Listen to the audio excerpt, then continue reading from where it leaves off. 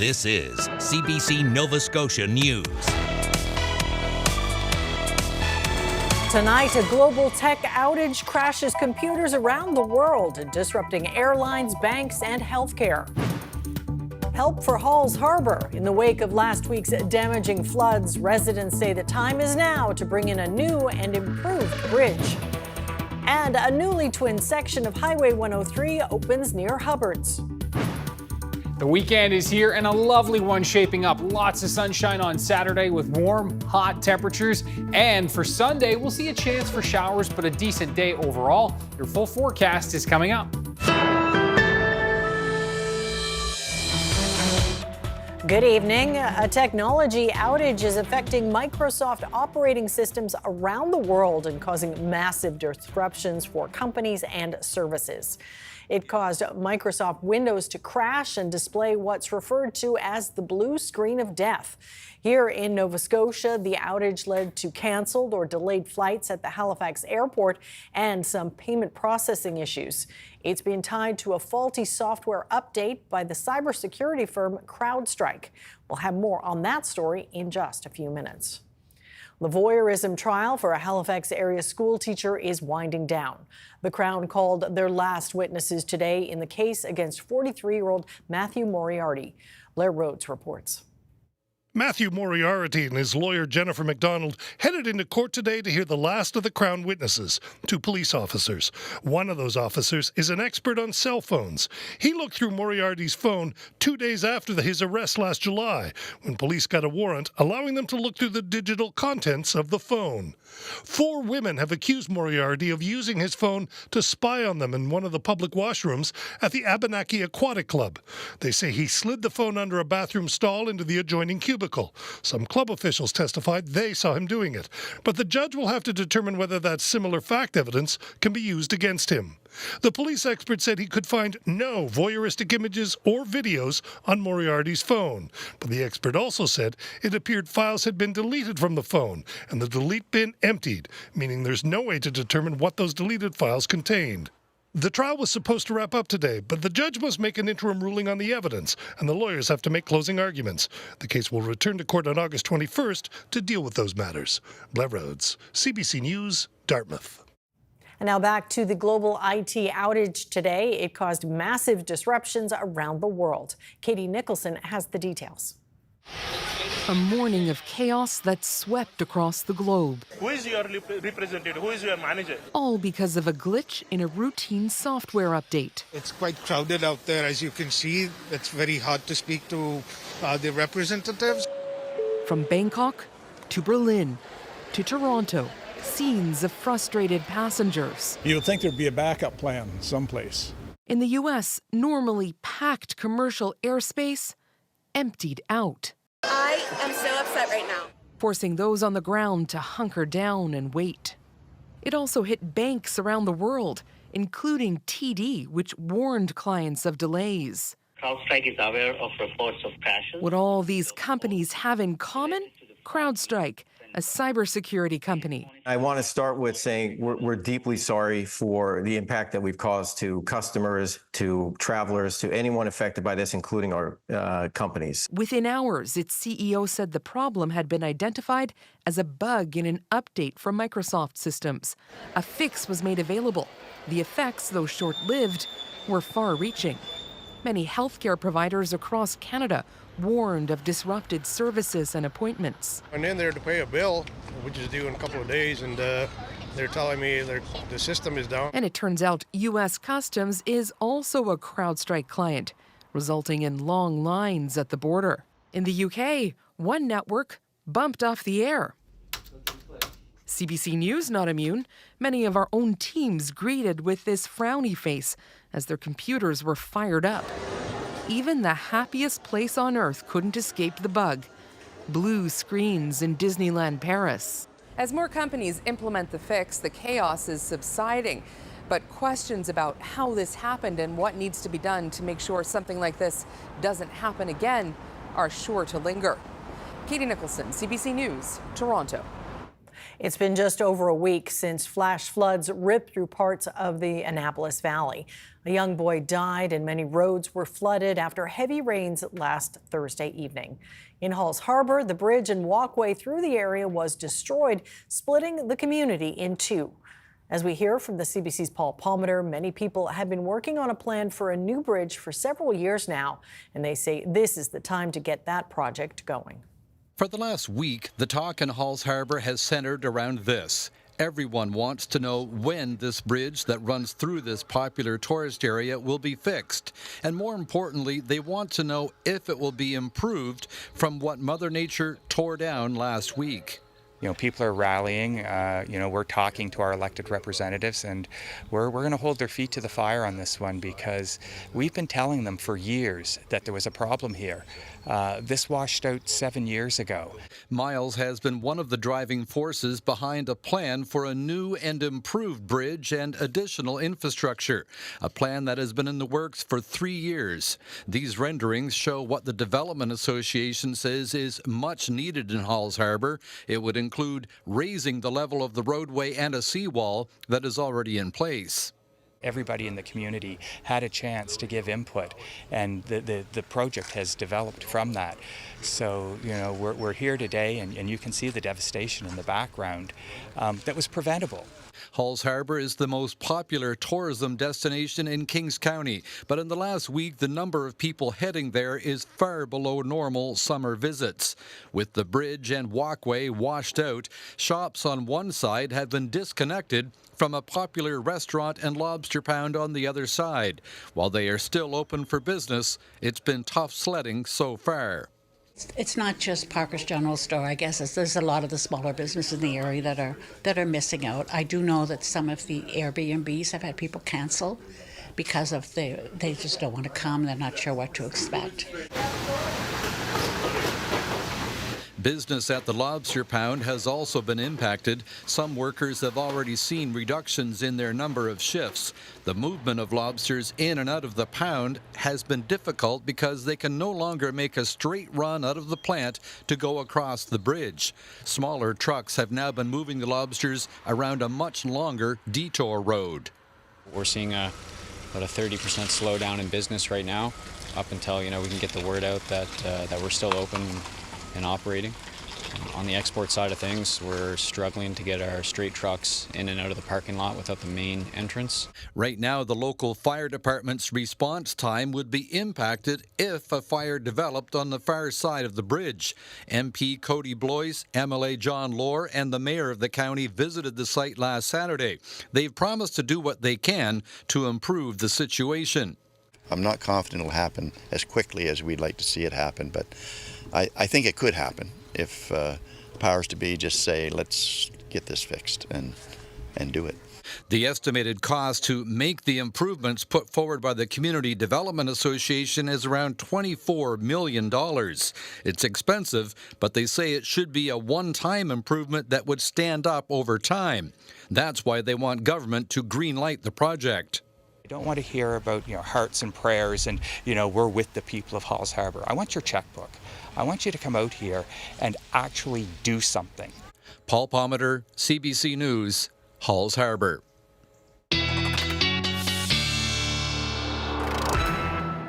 All right, Ryan, as predicted, the humidity dropped. Still, we kept the warm weather. Nice Friday. Yeah, really nice Friday. And like you said, Amy, a noticeable drop in the humidity.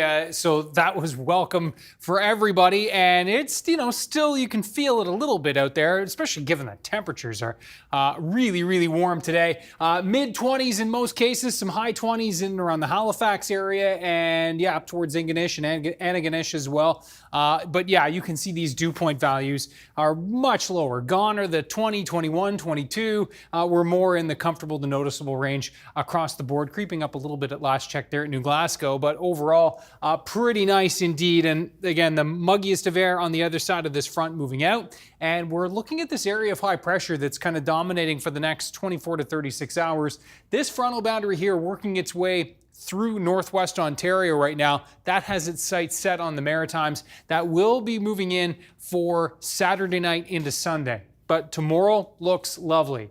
Very similar today, but Mother Nature turning the thermostat up a little bit. We're going to be seeing widespread temperatures between 25 and 29, a little cooler in those onshore winds, places like the Tri-County area with a bit of a southwest flow. Now for Sunday, we will be seeing again those shower chances into the afternoon.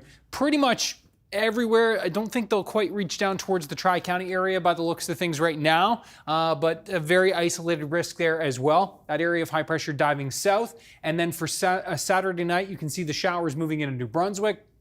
By Sunday, it looks like into the afternoon, we will see those showers starting to approach Nova Scotia. The greatest risk is going to be here in through the north and east, the Northumberland shore and up into Cape Breton. And then on the other side of this front, as it moves through, we will see an even drier air mass and the humidity really dropping off for Monday of next week, which also looks like a beauty day. We'll break it down with your full 7-day forecast coming up in just a few minutes, Amy. All right. Thanks for that, Ryan. Thank you. Well, Nova Scotia is suspending the Cape Breton moose hunt for the next 3 years. The government says there's been a significant drop in the moose population. Mi'kmaq groups involved in the hunt are also going to implement a moratorium on their rights-based harvest. The hunt has seen adjustments over the years since 2019, when the first noticeable drop in the moose population was detected. The government says in 2024, numbers fell from about 1,500 moose to only about 800. The federal and provincial governments have announced a jointly funded rent subsidy for survivors of gender-based violence in Nova Scotia. Ottawa will spend $11.3 million through the Canada Housing Benefit, while the Nova Scotia government will match the figure. Identifying opportunities to leverage federal funding to support victims of gender-based violence, including women, girls, and others experiencing violence, is part of our 5-year housing plan. We hope this benefit will give people courage and strength and help survivors of gender-based violence to find a safe place they can call home. Families will be eligible for subsidies for up to 2 years, and the benefit is expected to help around 400 families. Applications to receive the rent subsidy can be found at transition houses and shelters in the province. A twinning project on the stretch of Highway 103 is almost finished. The project will open later than expected, but it is coming in under budget. Taryn Grant attended an event in Hubbards today to mark the completion and brings us this story. 2 lanes each way. That's how the highway now looks between the communities of Tantallon and Hubbards. I never thought I'd get excited about a pavement, but I do. The current Progressive Conservative government inherited the twinning project from the Liberals, who got things started in 2017. This stretch was expected to be finished by last fall. Public Works Minister Kim Masland says damage to other infrastructure from last year's flooding changed the timeline. The July storms in 2023 really set us back. We had to take crews from this section of highway that was being worked on and send them elsewhere. But now the finish line is in sight. Much of the 22-kilometer expanse is already open to traffic, and the minister says a few finishing touches should be complete by next week. The final cost is around $117 million, about $12 million less than budgeted. Half of the project is paid for by the federal government. For the Hubbards fire chief, it's well worth it. Absolutely game changer. Chief Clary Coulin says the road is now safer for drivers and first responders. I've been doing this for 26 years, coming to this stretch of highway for all kinds of different emergencies. It does leave you with lifetime memories. Next up is more twinning for Highway 103. The minister says she wants it double divided to Chester by 2030. Taryn Grant, CBC News, Hubbards. Halifax's only sugar waxing salon is leading a campaign to create an online training permit for sugar technicians. The co-founders say a new permit will help them hire people from the province. Danielle Edwards has more. Fauna Sugaring in Halifax is in the business of hair removal. They use a paste made from sugar, water, and lemon juice that's applied to the skin and flicked off to remove hair. Faith and Braden Lamoureux co-founded Fauna back in 2021. Less than 2 years later, they moved house for more space to meet the increased demand. The pair says despite the popularity, rules are getting in the way of hiring Nova Scotian residents.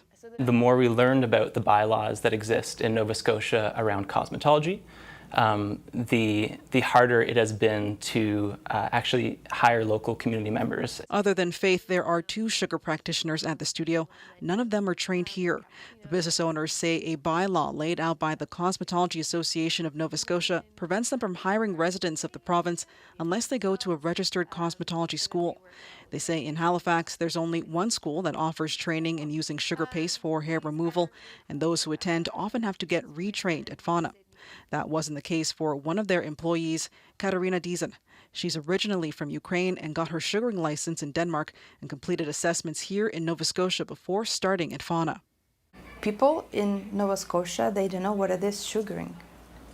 Honestly, it sounds a little bit strange because it's popular in different countries, actually. And I think that due to people cannot study for this here. The founders have launched a petition to allow for practitioners with an instructor's license like Faith to offer on-the-job training.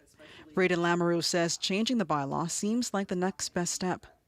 And so we just want to, try to create an alternative pathway that, doesn't compromise public health or safety, but still, trains people through licensed instructors like Faith.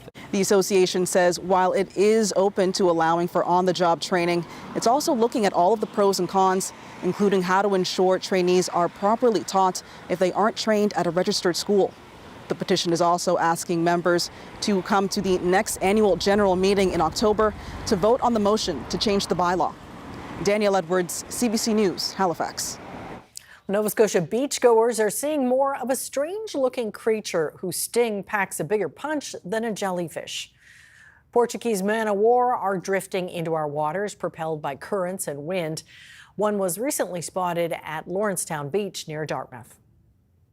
It's actually a colony of zooids, little animals that glue together to do what it does, growing these very long tentacles that of course have very powerful and poisonous stingers that we need to be aware of. And they also form this raft or float that looks like a blue plastic bottle, if you will, with tentacles attached to it. It's very distinct. You can't mistake it for anything else. And it really is unlike anything else. And it sails across the ocean unlike any other jellyfish or plankton organism does. And I'll talk to marine ecologist Boris Worm about why we're seeing Portuguese man-o-war and other tropical creatures swimming in our waters this summer. That's our newsmaker just after 6:30. Well, if you're a fan of Shakespeare and classic 50s tunes, you might be interested in this next story. An adaptation of a classic is coming back to a Sydney stage after 7 years, this time with a twist. The CBC's Anna Rack has this story. Throw on your poodle skirts and roller skates because one of the Highland Arts Theatre's most successful shows is returning, and this time as a dinner theater. Dream is described as Shakespeare's A Midsummer Night's Dream, reimagined as a group of teenagers in the 1950s. It's definitely been surreal hopping back in. The last time we did the show was in 2017, and I haven't thought about it a lot in the 7 years since. So when we started working on it, it was amazing how much came back immediately, how much we remembered, even like dance moves and lines that I haven't thought about for almost a decade. Whether it's a blazer or a polka dot skirt, the theater company is giving the audience the option to dress up in 50s fashions. The dinner portion of the evening hopes to offer what you would find in a classic malt shop.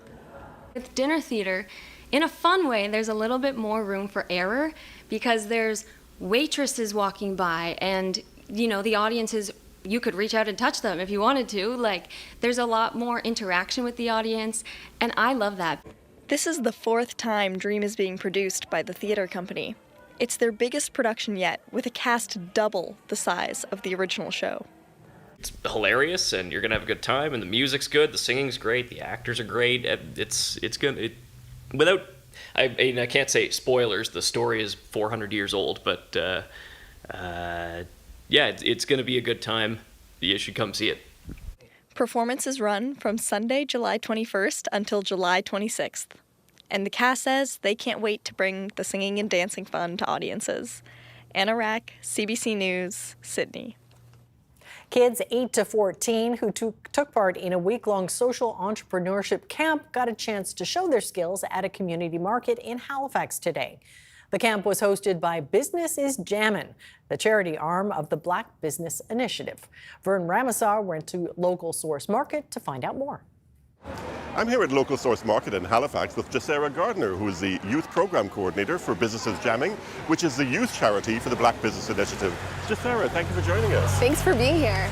Now, this is the end of a week of training of a social entrepreneurship program for these kids. Who is it aimed at? Yeah, so this camp is aimed at any youth in our community aged 8 to 14 years old, African Nova Scotian youth, and it's to develop their entrepreneurship skills, learn some leadership roles, take on a business, and sell a product at the end of the week. And what was last week in terms of what have these kids learned over the last week of activities? Yeah, so really early on in our camp week, we were able to visit the local source, meet with the owners, Sean and Krista, and learn some background in entrepreneurship, the challenges that they faced and how they overcame them. On Tuesday, we were able to visit Common Roots Urban Farm. We were harvesting our own herbs and making our own products. They were also learning how to pitch their project for their customers and also how to build their brand, their logo, their slogans, all of that fun stuff. Now, obviously the focus is on food products. Why was that decision made? Why did you pick that particular avenue for them to sort of study? Yeah, so one social issue in our community that we have noticed is our accessibility to local and fresh foods. So we're all used to going to the grocery store, buying our products, not knowing where they came from. We wanted to tackle that issue, also the affordability of those products as well. And so our campers got really engaged in this social issue. They really wanted to take it on and build their business around that. And why is this especially important for Black youth to learn entrepreneurial skills?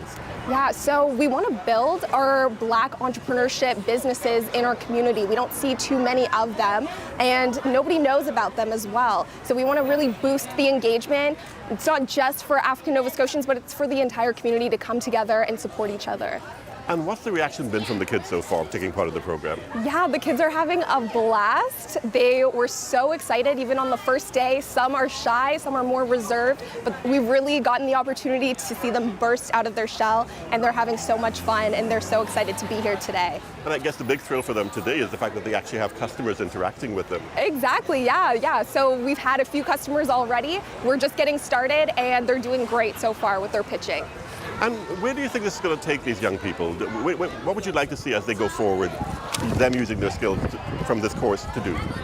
We would love to see them start their own businesses at this young age. They're so excited already, but even if they're not interested in entrepreneurship in itself, we hope that they gain some leadership roles and can take that forward no matter what they do and continue with. Well, Jacera, it's been really exciting watching the excitement on these kids' faces here. And thank you very much for taking the time to speak with us. I really appreciate it. Thank you. Coming up, the International Court of Justice rules Israeli settlement policies in Palestine breach international law. And Russia sentences a U.S. reporter to 16 years in prison for espionage after a trial seen as politically motivated. And what a night out there for a sail. Ryan is up next with the weather forecast. We're back in just a few minutes.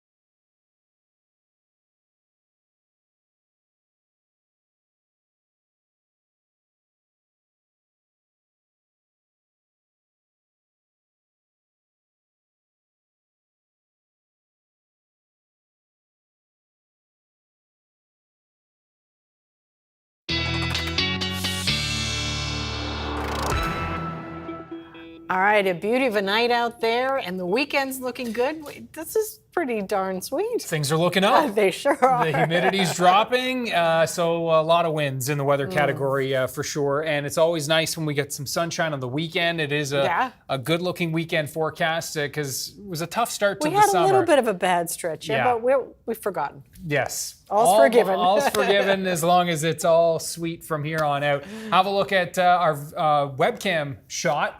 Few folks there on Lockport, but it's pretty quiet. Lots of room. Lots of room. I dare say that it'll be busier tomorrow. Perhaps, yes. Yeah. Temperatures in those onshore winds at Lockport and down in the South Shore region around 16 degrees. So just be mindful that, when the wind kicks up and the wind is blowing right off the water along the South Shore with those water temps, it is a bit chilly. You can see Western Head, back row there at 16, Western Head at 17. But just inland, temperatures into the 20s. So it's really going to depend on how strong the sea breeze is. And tomorrow, there will be a bit of a sea breeze. So be mindful if you are heading to the Atlantic coastline. It will be fresher, certainly, than what we're feeling inland across the province. So 27 right now in Halifax, 26 at Greenwood, 26 right here at the CBC as well on the peninsula, and you can see at the airport as well. Humidex values ranging from 25 to 29, 31 there at the Caribou Point Station with the dew point creeping up there in the last little bit. That's a little bit isolated. Most of us in the comfortable to noticeable range. There's the frontal boundary that is moving its way out. Some showers moving across through Newfoundland right now, but this area of high pressure is taking over, and we'll see just a few clouds tonight, just a few clouds tomorrow, though the cloud cover will kick up a little bit into the afternoon, some high-level cloud. And then this is going to be the story we're watching for Sunday. This front is going to be moving southward. On the other side of it will be some super dry air for Monday.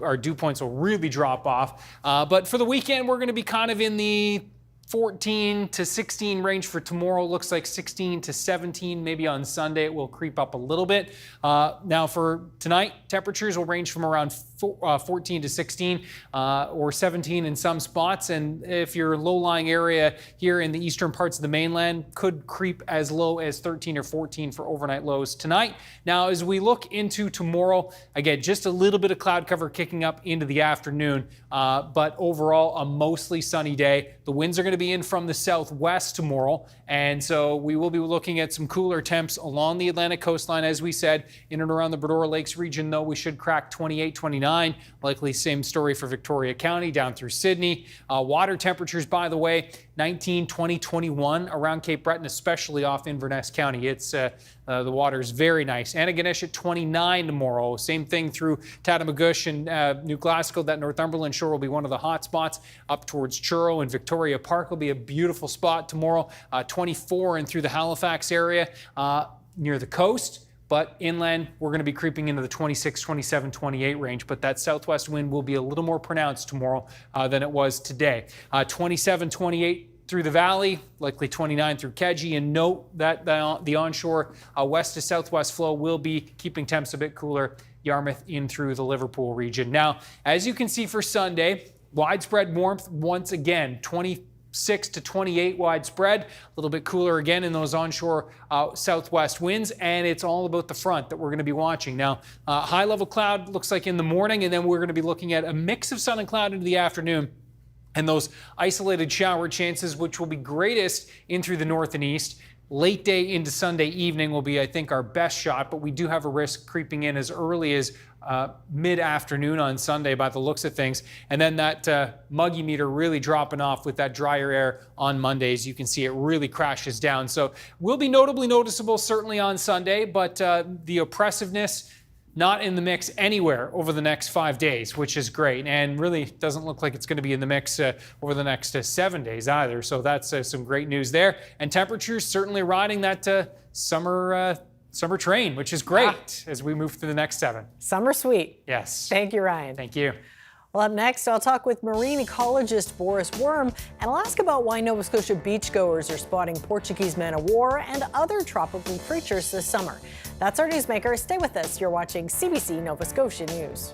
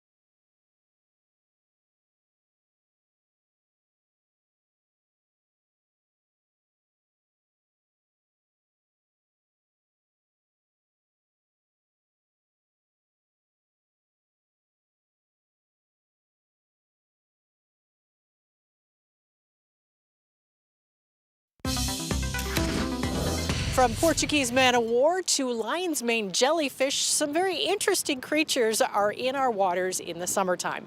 And for more on this, I'm joined by marine ecologist Boris Worm. So yeah, lots out there. Let's start with the Portuguese man-o-war. What is it? I know it's scarier than a jellyfish if you encounter it, right? Yeah, David Attenborough famously said it's like a jellyfish, just more complicated and more sinister. While that's a value judgment, they are fascinating. We get them very rarely in our water. There's some evidence that they may be coming a little more frequently, but it's hard to say at this point. The upshot is it's its own thing. It's like an alien that landed on our planet. It's actually a colony of zooids, little animals that glue together to do what it does, growing these very long tentacles that of course have very powerful and poisonous stingers that we need to be aware of. And they also form this raft or float that looks like a blue plastic bottle, if you will, with tentacles attached to it. It's very distinct. You can't mistake it for anything else. And it really is unlike anything else. And it sails across the ocean, unlike any other jellyfish or plankton organism does. Wow. And now the lion's mane jellyfish, what makes them different than the ones that we, typically see in the summertime here? Right. So the lion's mane jellyfish is one of the largest jellyfish there are. There has been one individual found, not in our waters, with a 2-meter bell diameter. Oh my goodness. So, that's larger than me, and tentacles up to 30 meters long, which the Portuguese man-o-war also does. They both can form, not always, but they can form these large tentacles that, again, we need to be aware of because they both sting. But the man-o-war packs a more powerful punch than the lion's mane, although I personally had a lion's mane swim in my face at my 13th birthday. Oh, no. Joke. It was no joke. I was allergic to it. It wasn't funny. So be aware of these animals. The lion's mane are very easy to see because they're red, and you just want to steer way clear of them. And the Portuguese man-o-war, again, is super rare. You're not likely to find one in the water, but if you see it on the beach, report it so it can be removed safely. Well, what if someone gets in a horrible situation like you did? Is it just straight to the hospital? Well, if you find it's in the face or around your neck, probably yes, because if it swells up, it could have problems. Again, very rare. There's few hospitalizations that do happen, but particularly with children, so you want to be on the safe side. If you do get stung by a Portuguese man-o-war, you will know immediately because it's very painful. It looks like a whip across your arm or wherever you were stung. You want to remove the tentacle safely using gloves or a towel, and you want to immerse it in hot water as quickly as possible. Not scalding, but just normal hot, because that takes care of some of the pain and neutralizes it a little bit. So what else is out there that people might be kind of surprised to find? Well, there's lots out there because we get more warm water parcels of the Gulf Stream spinning off and hitting our shores. Overall, the temperature is rising, particularly in the Gulf of Maine. So southern Nova Scotia, you would be more likely to find really weird and wonderful tropical creatures, most of them completely harmless, like butterfly fish, seahorses, triggerfish, those kinds of animals, just beautiful to look at. Don't do anything about them, just leave them be. A lot of them, unfortunately, will die as the temperature cools off in the fall. But we do see more reports of those tropicals and subtropicals coming into our water, which is interesting because it's sort of what we predict happening with climate change. Is there any concern about having these creatures mix with the native species in terms of damaging the ecosystem? Well, there are concerns that some of the species native to our range are not as happy anymore as the temperature's warm, and they might be migrating more northwards or going deeper, and that will reshuffle the ecosystem, maybe more so than the new arrivals, although sometimes new species can become very successful and they can become invasive, although we haven't seen that in our waters just yet, at least not with climate change. So yeah, we're watching it, and we actually devised an index that tracks changes in marine biodiversity and how risky those changes are. And we're trying to work with agencies to be on the ball to make sure we're aware when our waters are changing, how they're changing, and what that means for us. Well, it's all very interesting, and thank you for walking us through it. We appreciate it. Great to talk to you. Coming up, Canadian farms turn to bugs to feed their animals in an effort to be more sustainable.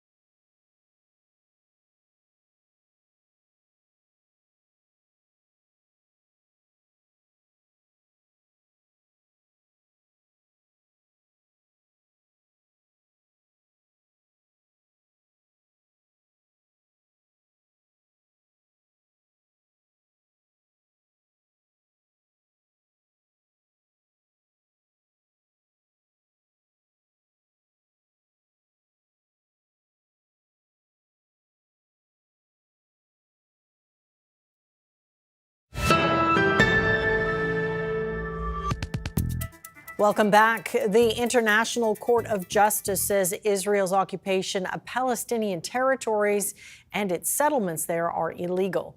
The ICJ is the United Nations' highest court, but the advisory opinion issued today is non-binding. Tom Perry explains.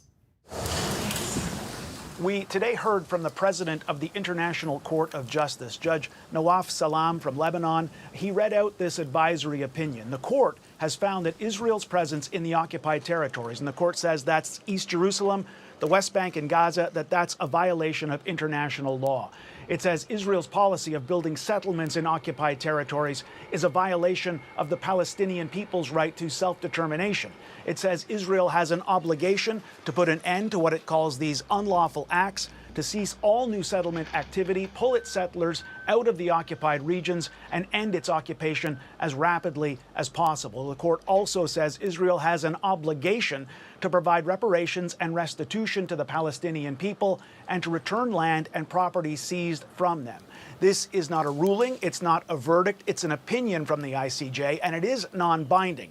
The hope from Palestinian officials, though, is that this opinion will carry political weight. Israel's occupation has been declared unlawful by the World Court, which has stipulated that it must be terminated completely and as rapidly as possible.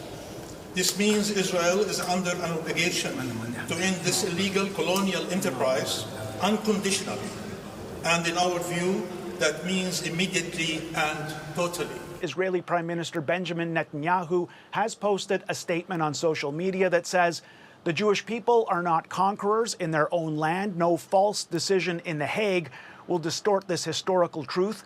And likewise, the legality of Israeli settlements in all the territories of our homeland cannot be disputed. So while Palestinians are welcoming this opinion from the court, the Israeli government is rejecting it outright. Tom Perry, CBC News, London. Yemen's Houthi rebels are claiming their first lethal strike inside Israel. An Iranian-made drone hit Tel Aviv today, killing one person and wounding at least 10 others. This sound of this drone was like a vibration that woke me right up, and then the explosion rattled the whole building. Shrapnel rained down over a large area near the U.S. Embassy. It's unclear if the drone struck a building or exploded in the air. The military says the drone was detected by air defenses, but an error occurred and there was no interception. Most rockets and drones launched by the Houthis failed to reach the southernmost point of Israel, and Tel Aviv is hundreds of kilometers away. The Houthis say the attack is retaliation for the war in Gaza. A Russian court has sentenced American journalist Evan Gershkovich to 16 years in prison. The sentencing comes after the Wall Street Journal correspondent was convicted of espionage in a closed-door trial. Gershkovich was taken into custody last year while on a reporting trip. Briar Stewart has the latest. As the judge read out the verdict, Evan Gershkovich stood in the prisoner's box, appearing thinner but calm. The Wall Street Journal reporter had to have known it would likely come to this. Russian courts almost always convict the accused, and trials for espionage are held behind closed doors until there's a verdict. The prosecutor said the court established that Gershkovich was working for the CIA when he was gathering information about a Russian tank factory. From the moment Gershkovich was arrested in 2023, the Wall Street Journal and U.S. officials decried the charges, declaring him wrongfully detained. They described his trial as a sham. Gershkovich's trial was supposed to continue next month, but his defense team pushed to move it up, and that has some hoping that there may be momentum for a prisoner swap.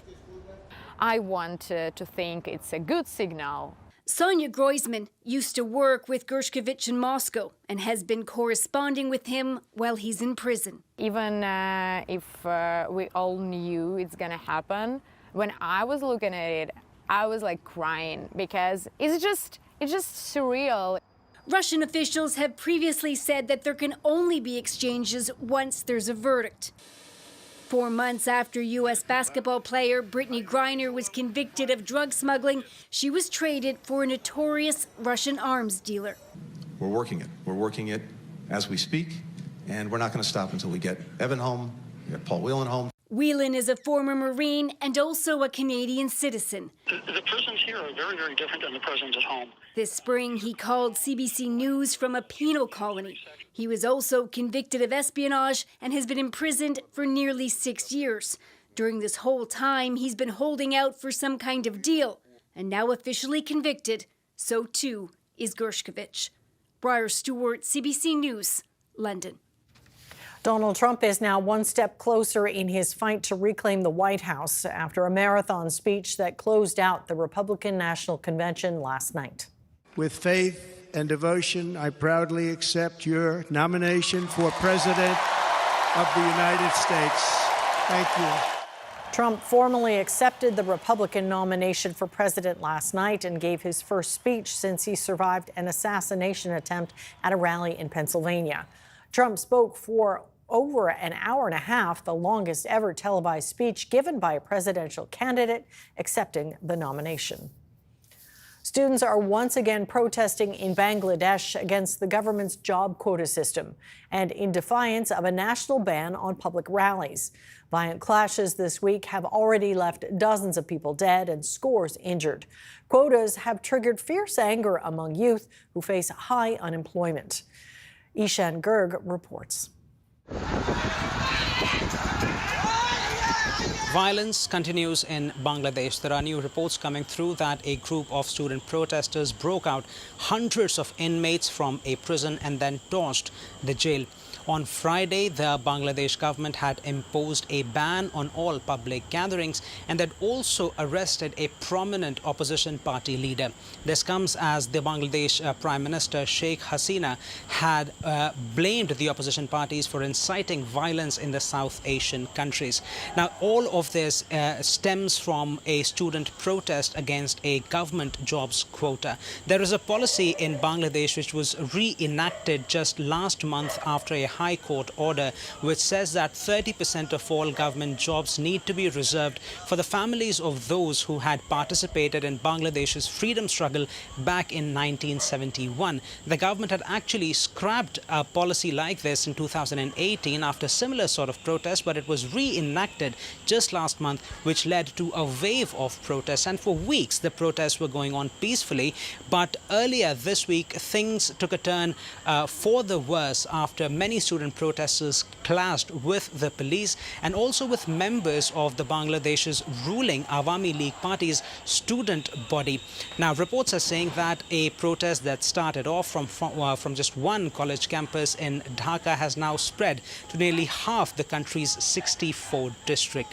The government has imposed nearly an information blackout in the country. From Thursday evening, they started suspending mobile services and taking television news off air. And by Friday, there are residents who are complaining, saying that even phone calls are at this point not going through. The trigger point of this protest may have been this quota system being reenacted, but political experts are saying that high unemployment in the country coupled with inflation is actually fueling this unrest.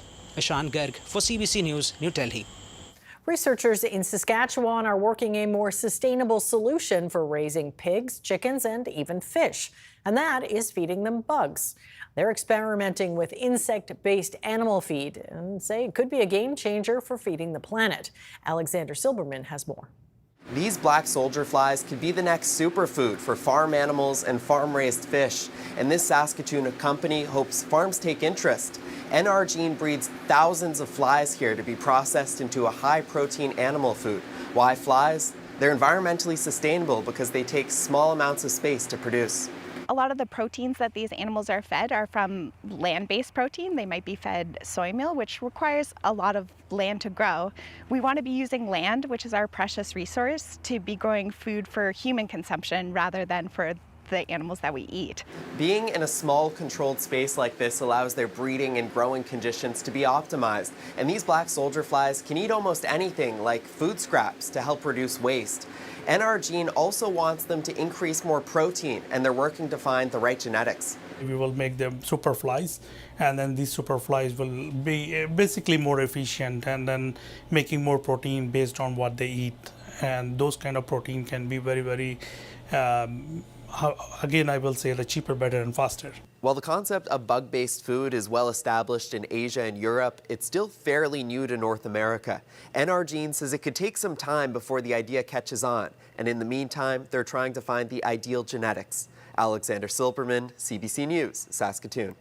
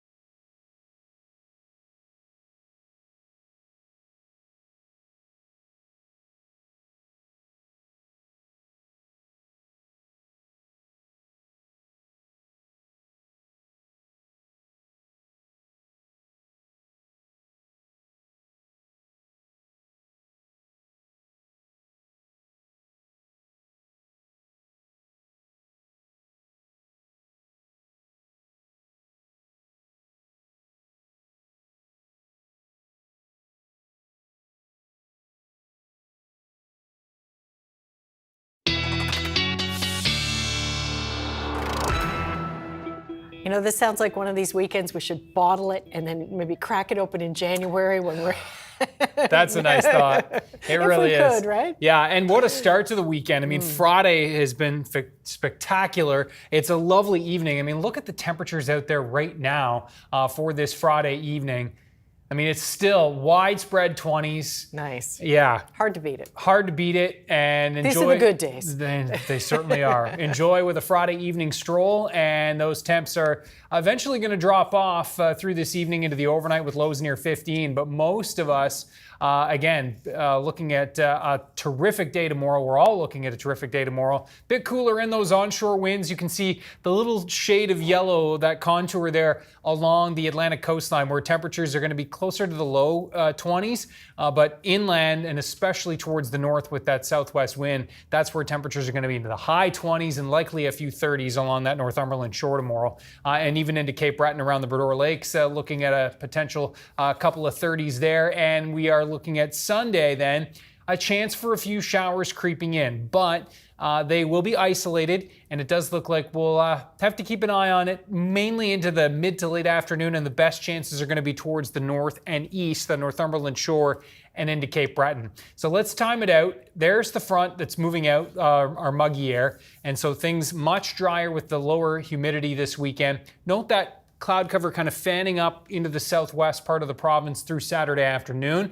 We'll be watching for that, and that cloud cover will continue to be in the mix a little bit on Sunday, primarily in the morning, and then it looks like we'll mix out to a mix of sun and cloud. There's the front. So New Brunswick, it looks like an earlier threat if you're heading there, PEI as well, and then the front kind of moves into Nova Scotia through the later part of the afternoon into the evening, though again, devil's in the details. A few hours will make a big difference there. Again, the muggy meter nice and low through the next few days, and that forecast looking A-OK. Sure is. All right, well, we know rare antique items can fetch a lot of money at auctions, but what if it's really ancient, like 150 million years old?